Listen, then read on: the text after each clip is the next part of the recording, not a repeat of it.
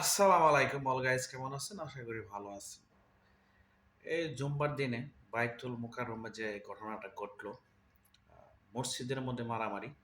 আসলে অনেকে হয়তো এই ঘটনার মূল কাহিনীটা জানেন না। আসুন আগে আমরা মূল কাহিনীটা স্ক্রিনে দেখি, শিরোনামটা দেখি, তারপরে এই বিষয়ে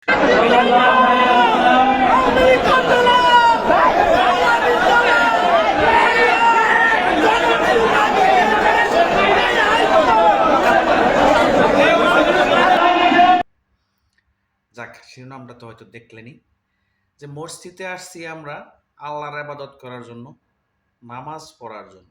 সেখানে খান স্লোগান দেবে আওয়ামী লীগের স্বৈরাচার, ওইটা এইটা। ওখানে তো কোনো রাজনৈতিক আলোচনা হওয়ার কথা না।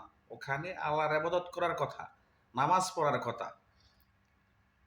সো ওখানে কেন রাজনৈতিক বিষয়ে স্লোগান দিবে বা ওখানে কেন মারামারি হবে? আসলে বাংলাদেশটাই এরকম। এখন বাংলাদেশে কিছু হলেই ট্যাগ লাগাই দিচ্ছে এটা আওয়ামী লীগ।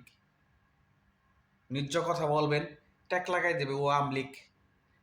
মানে এগুলার থেকে আমাদের বিরত হতে হবে, এই হিংসা প্রতিহিংসার থেকে বেরিয়ে আসতে হবে। এখন স্বাধীন বাংলাদেশ, সবাই স্বাধীনভাবে চলে, স্বাধীন কথা বলবে।